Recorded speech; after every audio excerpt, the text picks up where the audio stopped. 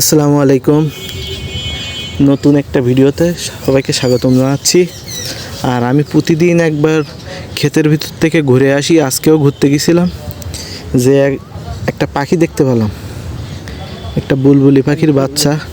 কিন্তু পরে পাখিটা দেখলাম যে নিচে পড়ে আছে, তাই আমি বাসায় দেওয়ার জন্য গেছিলাম পাখিটাকে ধরতে। পরে পাখিটা লাফ দিয়ে পানিতে যেয়ে পড়ে, পুকুরের পানিতে লাফ দিয়ে পড়ে। তারপর আমি লাঠি দিয়ে পাখিটা উঠাইলাম। উঠানোর পরে আরেক বিপদে পড়ে গেলাম। এই পাখিটা আমি উঠানোর পরে পাখির বাচ্চাটাও ভিজে গেছে। এই জন্য আমি চিন্তা ভাবনা করলাম পাখির বাচ্চাটা পানির থেকে তুলে নির্দিষ্ট কোনো জায়গায় রাখবো। এখন ওর উপরে ওর মা ছিল, ডাকাডাকি করতেছিল। তারপরে আমি বাচ্চাটা উঠাইলাম। উঠানোর পরে চিন্তা ভাবনা করলাম বাসায় দেব। তারপর দেখি বাসাটা নিচে পড়ে আছে। এখন পাখির বাচ্চাটা আমি নিয়ে গাছের উপর রাখলাম। গাছের উপর রাখার পরে বেজি আসছে।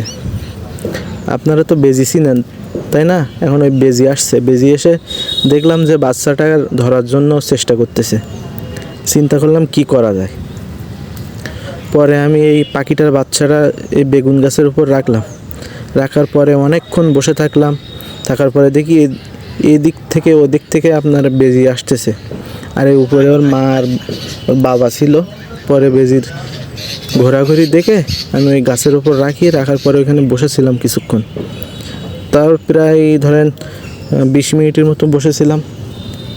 20 মিনিট বসে থেকে তারপর চিন্তা করলাম যে হইল না, এর গাছের উপরে উঠাই দেওয়া লাগবে। পরে বাচ্চাটা ধরে গাছেতে উঠাই দিছি।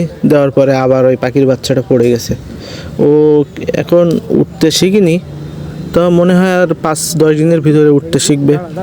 এই জন্য ও ওর মার সাথে ওড়ার জন্য চেষ্টা করতেছিল।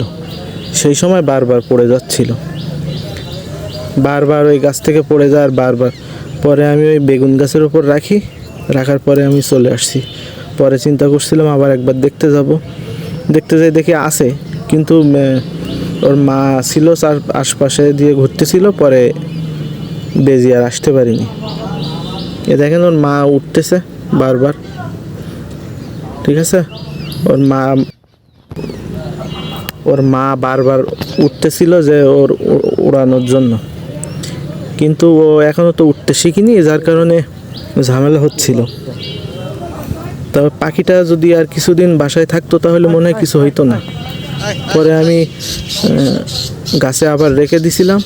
পরে গাছে ছিল। আর এই শটটা নিছিলাম মূলত ওর নিচে পড়ছিল। তারপরে এই শটটা আমি নিছিলাম। এই শটটা অনেক সুন্দর হয়েছিল। আর এমনি পাখির বাচ্চা তো অনেক সুন্দর, এখনও লেজ উঠিনি, খাইতেও শিখিনি হয়তো বা, ঠিক আছে? এইসব পাখি পালতে খুব মন চায়, কিন্তু এইসব পাখি তো পালা ঠিক না। এখন এই পাখি পালা ঠিক না।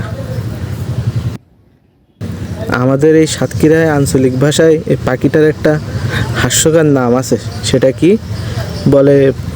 পিছনডাঙ্গা বুলবুলি। হ্যাঁ, বলে পিছনডাঙ্গা বুলবুলি। এর পাখিটার মূলত নাম বুলবুলি, কিন্তু আঞ্চলিক ভাষায় এটা বলে পিছনডাঙ্গা বুলবুলি। রাঙা অর্থ লাল, এর পিছনে লাল থাকে, এই জন্যই বলে পিছনডাঙ্গা বুলবুলি। তা ঠিক আছে, সবাই ভালো থাকবেন।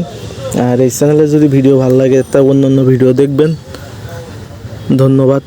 আল্লাহ হাফিজ।